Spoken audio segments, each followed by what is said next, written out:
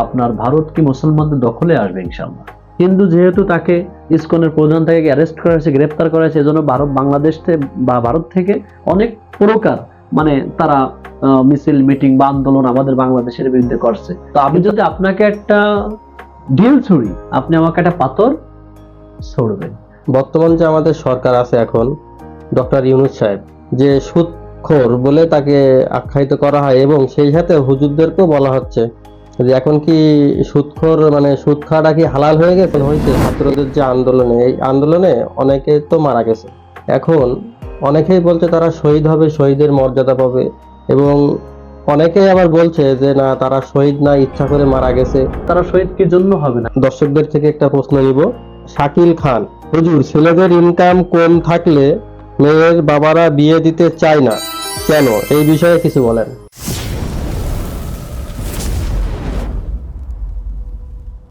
আসসালামু আলাইকুম, আরবি টিভি শো থেকে আমি মোহাম্মদ রবিউল ইসলাম আরও একটি নতুন ভিডিও নিয়ে আপনাদের সামনে এসেছি।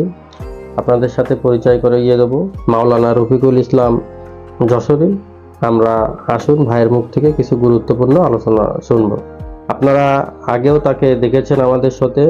আজকে ভাইকে আমরা নেমন্তন্ন করেছি নতুন কিছু প্রশ্ন নিয়ে। আপনাদেরই কিছু প্রশ্ন আজকে ভাইয়ের মুখ থেকে আমরা উত্তর শুনব।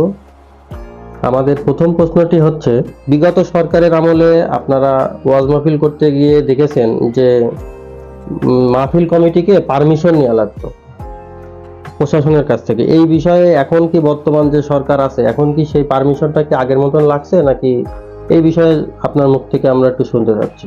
আলহামদুলিল্লাহ, প্রিয় ভাই, আপনি সুন্দর প্রশ্ন করেছেন। যে প্রশ্নটি হয়েছে যে বিগত সরকার ক্ষমতায় থাকাকালীন যে বাংলাদেশের বক্তৃতা বা ওয়াজ মাহফিল করার জন্য বিভিন্ন প্রকার বিভিন্ন সময় হয় আপনার ওয়ার্ড থেকে অথবা ইউনিয়ন থেকে অথবা জেলা থেকে পারমিশন নেওয়া লাগবে মাহফিল করার জন্য।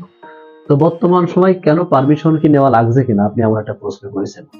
তো আপনারা জানেন, ছাত্র জনতার গণ অভ্যুত্থানের মাধ্যমে 5ই আগস্ট বাংলাদেশে নতুন ভাবে যে স্বাধীনতা অর্জন করেছে, এই অর্জনের পরে বাংলাদেশের মানুষ একটা বাক স্বাধীনতা বলেন আর দেশের বৃহত্তর বড় একটা মানে জাল থেকে তারা বেরিয়ে চলে আসছে। এই সময় মানুষের তেমন কোনো পারমিশন, মানুষের প্রোগ্রাম বা ভালো কোনো কাজের জন্য কোনো পারমিশন লাগছে না। তো বিগত সরকার তারা চেয়েছিল তারা একচেটিয়া ভাবে তারা তাদের আয়ত্ত সবকিছু রাখতে, বা দেখেছেন আপনারা বিভিন্ন আলেম যারা ছিল তারা তারা আলোচনাগুলা যে হুজুরা ভালো করতো তাদেরকে দাওয়াত দিত, বা বিভিন্ন সময় দেখা যেত তাদের যে সভা সেমিনার বক্তব্য বিভিন্ন কিছু হতো, তখন তারা তাদের মন মতো যে আলেমরা আছে তাদের পক্ষে যারা কথা বলতো তাদেরকে নিত, বাট অন্য আদার্স যারা আছে তাদেরকে কিন্তু তারা দাওয়াত দিত না। এজন্য যারা তাদের বিপক্ষে কথা বলতো, যারা কোরআনের হক কথা তুলে ধরতো তাদেরকে তারা দাওয়াত দিত না। এমনকি মাহফিল যখন হতো তখন ওই ওয়ার্ড ইউনিয়ন বা জেলা থেকে তারা আগে বক্তার নাম যখন বলা হইতো তখন দেখতো যে বক্তা কোন বক্তা, কি জামাত ইসলাম করে নাকি ইবাদত ইসলাম করে নাকি সরকারের বিপক্ষে। এই জন্য বিগত সরকার যারা ছিল 15 বছর 17 বছর যারা চালিয়েছে, তারা এই যখন বক্তারা আলোচনা করার সময় তারা আগেই কমিটির কাছে জিজ্ঞাসা করতো কোন বক্তা। যখন বক্তার নাম আসতো তখন দেখতো জামাত ইসলাম করে কিনা, তখন সাথে সাথে প্রোগ্রাম মাহফিলটা ক্যান্সেল করে দিত। অতএব বর্তমান সময়ে আপনারা দেখছেন যে আমাদের যে বর্তমান যে অন্তর্বর্তীকালীন সরকার, এই সরকার বাংলাদেশের কোনো সমস্যায় পড়লে কি অধিকাংশ সময় বেশিরভাগ আলেম ওলামাদেরকে কি ডাকতেছে। দু একদিন আগে যেই বাংলাদেশ গড়ার লক্ষ্যে আলেমদের নিয়ে ডেকে একটা বড় আকারে সিদ্ধান্ত হয়েছে। অতএব বর্তমান সরকার কোথাও কোনো মাহফিল প্রোগ্রাম ওয়াজ নসিহতে বাধা দিচ্ছে না। তো আল্লাহ একটা খাস রহমত যে আমরা একজন ভালো লোককে পেয়েছি, এবং আমরা যেন এরকম মাহফিল যেন সর্বদা প্রোগ্রাম ওয়াজ মাহফিল দিনের দাওয়াত যেন বাংলাদেশ সহ সারা বিশ্বে আমরা প্রচার করতে পারি। আমি প্রিয় ভাই, বর্তমান যে আমাদের সরকার আছে এখন, ডক্টর ইউনূস সাহেব, তাও যাই হোক, ফেসবুকে আমরা দেখছি বিভিন্ন প্ল্যাটফর্মে তার বিষয় নিয়ে একটা বিষয়ে খুব রটনা রটছে। এটা যে সুদখোর বলে তাকে আখ্যায়িত করা হয় এবং সেই সাথে হুজুরদেরকেও বলা হচ্ছে যে এখন কি সুদখোর মানে সুদ খাওয়াটা কি হালাল হয়ে গেছে। এই বিষয়ে ডক্টর ইউনূসকে এবং হুজুরদেরকে ইঙ্গিত করেই এই ধরনের পোস্ট হচ্ছে। এই বিষয়ে আপনার মন্তব্য কি? আলহামদুলিল্লাহ, প্রিয় বড় ভাই আমার, আপনি আমাকে সুন্দর একটি প্রশ্ন করেছেন। যে বর্তমানে অন্তর্বর্তীকালীন সরকার ডক্টর ইউনূস সাহেব, ইনাকে নিয়ে বিভিন্ন সোশ্যাল মিডিয়া, বিভিন্ন মিডিয়ার ভিতরে, বিভিন্ন ফেসবুক বা বিভিন্ন সময় দেখা যাচ্ছে বিভিন্ন প্রকার কথাবার্তা উঠছে যে যিনি বাংলাদেশ সহ বিশ্বের বিভিন্ন স্থানে মা বোনেদেরকে ঘরের বাইরে বের করেছে, তাদের কাছে তাদের হাতে টাকা দিয়েছে এবং সুদ ভিত্তিক একটা প্রথা চালু, এটা তো। কিন্তু সে নোবেল বিজয়ী একজন ডক্টর ইউনূস সাহেব। তো আমি এই কথা বলতে চাই দৃঢ়চিত্রে যে বিগত যে সরকার আমাদের ভিতরে ছিল, আমরা কিন্তু আমাদের সবকিছু হারাই ফেলছিলাম, সব হারাই ফেললাম।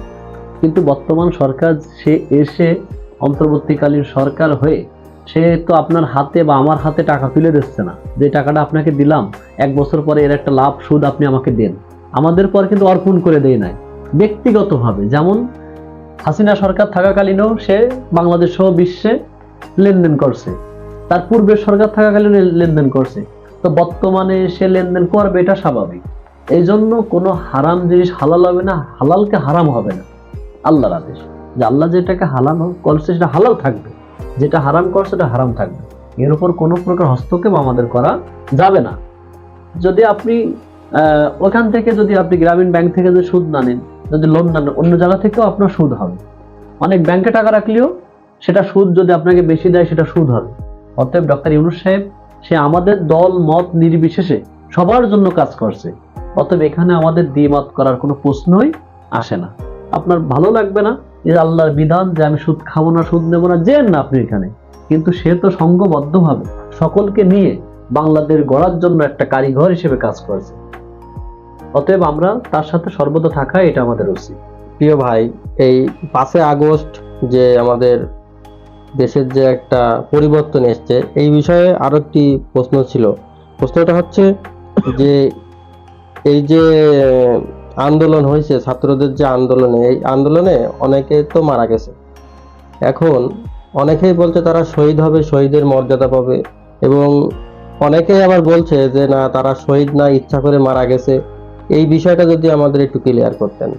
ধন্যবাদ ভাই আমার, আপনি একটি গুরুত্বপূর্ণ প্রশ্ন করেছেন। যে প্রশ্নটা হলো যে ছাত্র জনতা 5 আগস্ট যে ফ্যাসিস্ট সরকার পতনের পূর্বে যে আন্দোলন করেছে, এই আন্দোলনে যারা মারা গেছে, এই মারা যাওয়া ব্যক্তিগুলা শহীদি মর্যাদা তারা পাবে কিনা। সর্বপ্রথম যে আমাদের আবু সাইদ, মীর মুগ্ধ, যারা আপনার পুলিশের গুলিতে যারা নিহত হয়েছে, তারা আসলেই শহীদ।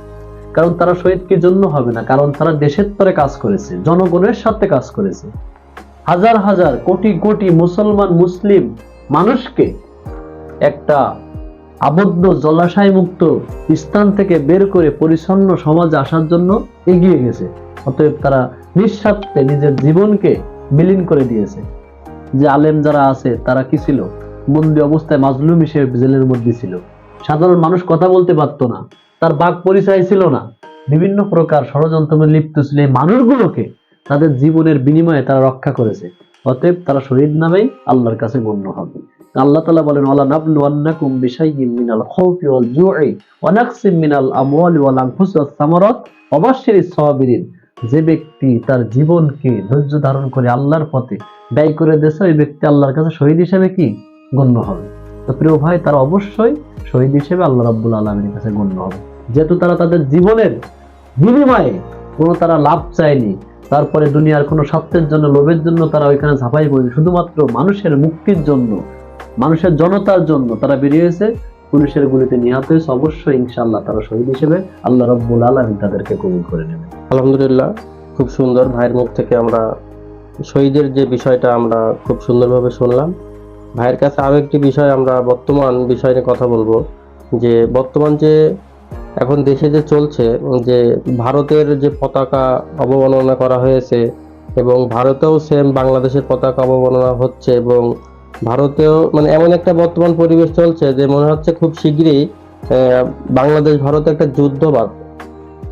এখন এই বিষয়ে আপনি অবশ্যই খোঁজ খবর রাখেন, বাংলাদেশ সম্পর্কে, ভারত সম্পর্কে বর্তমান যে সিচুয়েশন চলছে এই মুহূর্তে সাধারণ যারা মানুষ আছে এদের কি করণীয়, এই বিষয়ে যদি আপনি একটু পরামর্শ দিতেন। তো ভাই প্রশ্ন করেছেন যে বর্তমান সময়ে ভারত এবং বাংলাদেশের ভিতরে দ্বন্দ্ব চলছে, এই দ্বন্দ্বটা নিরসনের একটা উপায় কি। এই দ্বন্দ্বটা আসলে আল্লাহ রসুল সাল্লাল্লাহু আলাইহি সাল্লামের হাদিস যে শেষ জামানায় গাজওয়াতুল হিন্দ নামে একটা যুদ্ধ সংগঠিত হবে। এই যুদ্ধে মুসলমানরা অনেক মার খাবে। মার খাওয়ার পরে মুসলমানরা পরবর্তীতে মানে মানে বিজয় লাভ করবে এবং আপনার ভারত কি মুসলমানদের দখলে আসবে ইনশাআল্লাহ। তো এটা হলো এমন না যে বর্তমান যে যুদ্ধর যে গ্যাঞ্জাম যে মহড়া যে কিছু চলছে ভারত এবং বাংলাদেশের মধ্যে, তো আমাদের মত হলো যে যে আমরা বাংলাদেশে জাতি ধর্ম বর্ণ নির্বিশেষে আমরা সকলকেই ভালোবাসি, যে আমাদের মধ্যে কোনো বৈষম্য নাই। আমরা কোনো সংখ্যালঘু বলে কোনো শব্দ কি আমাদের ভিতরে নাই।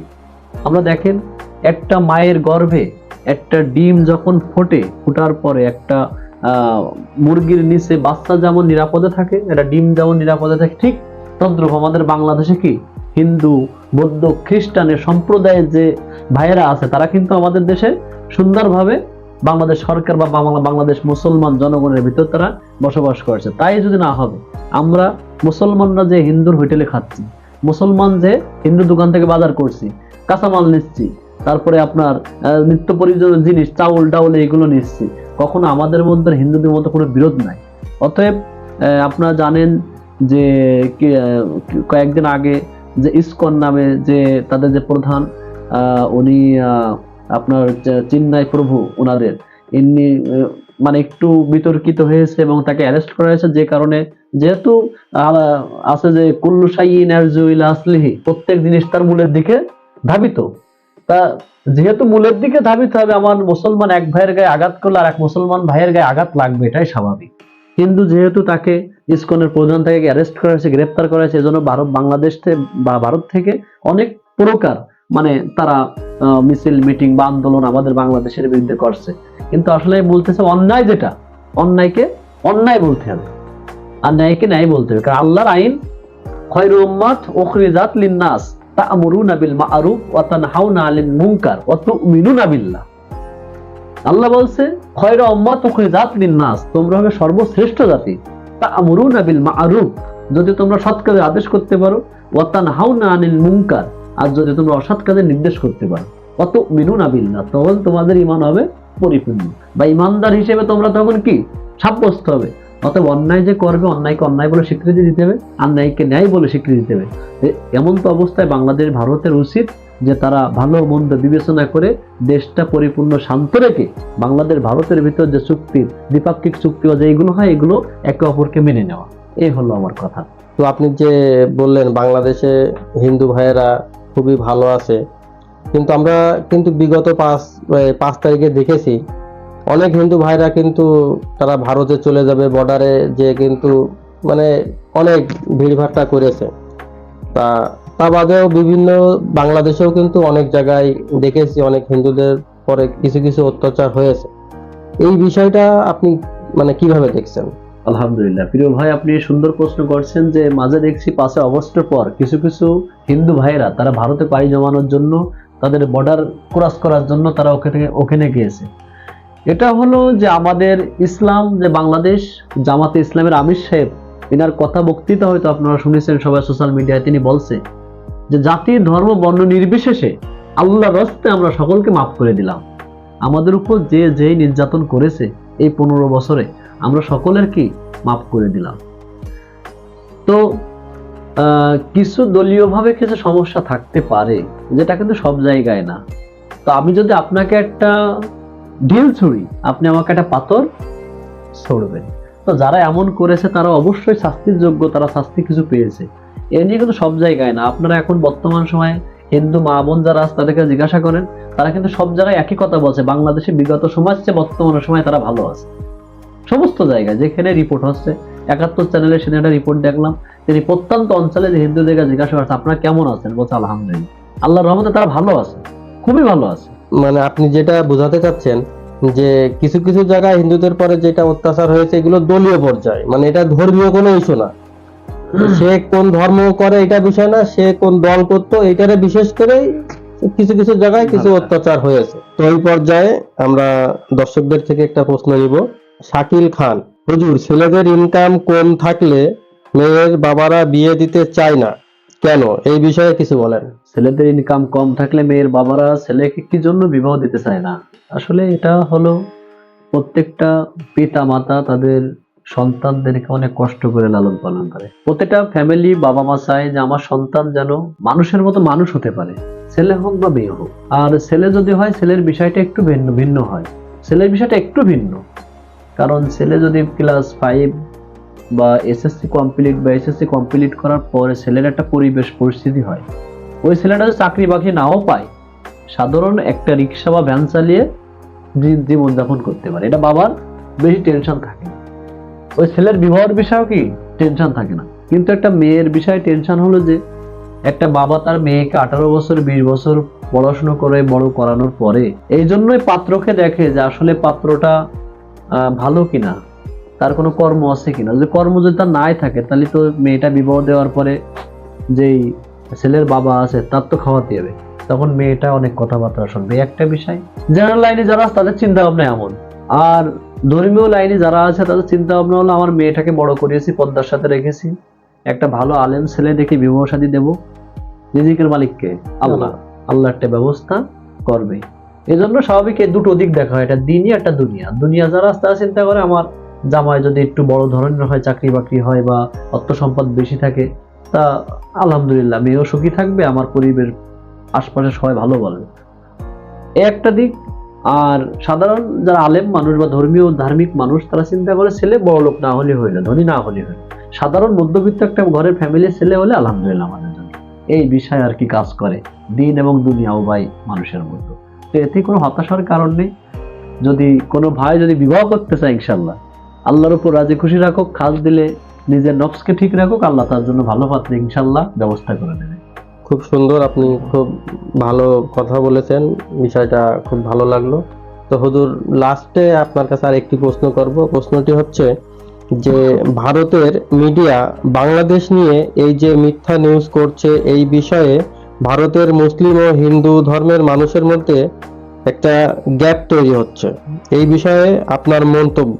আলহামদুলিল্লাহ, প্রিয় বড় ভাই আমার, আপনি সুন্দর প্রশ্ন করছেন যে বাংলাদেশকে নিয়ে ভারতের কিছু মিডিয়া মানে বিভিন্ন প্রকার বিভ্রান্তি ছড়াচ্ছে। তো এই বিষয়টা হলো, আপনি জানেন যে তথ্য এবং প্রযুক্তির যুগে বর্তমান সময়ে মিডিয়া হচ্ছে মানুষের বড় হাতিয়ার। মুসলিমদের সবচেয়ে বেশি একটা আন্তর্জাতিক মানের নিউজ করায়, সেটা হচ্ছে আল জাজিরা। এই একটাই হচ্ছে বাংলাদেশের সবচেয়ে, বাংলাদেশ না বিশ্বের মুসলিমদের জন্য, ওয়ার্ল্ড ওয়াইড পৃথিবীর বিশ্ব মুসলিমদের জন্য একটাই নিউজ হচ্ছে আল জাজিরা। আর অন্যান্য ধর্মী যারা আছে ধার্মিক, তাদের জন্য বিভিন্ন তাদের মিডিয়া কাজ করে এবং আন্তর্জাতিক মানের মিডিয়া। তো আপনারা দেখছেন ভারতের বিভিন্ন এই কয়েকদিন যাবৎ ভারতের মিডিয়া মানে বিভিন্ন পর্যায়ে মিডিয়া কর্মীরা বাংলাদেশকে নিয়ে বিভিন্ন প্রকার মন্তব্য করছে। তো এবং এমনকি তারা ভারত থেকে হিন্দুরা আমাদের বাংলাদেশে এসেও বাংলাদেশটারা কি চাচ্ছে যুদ্ধ বিঘ্ন বাঁধানোর জন্য। তো এটা বিষয় হলো যে আমরা অনেক সময় শুনি যে কানে চিলি কান নিয়ে গেছে, কিন্তু আসলে কানের কাছে তো আমরা যেয়ে দেখি না যে আসলে চিল কান নিয়েছে কিনা, কানে হাত দিয়ে দেখি না। চিলির পেছপাশ ধরেছে, কানে আমার হাত নাই।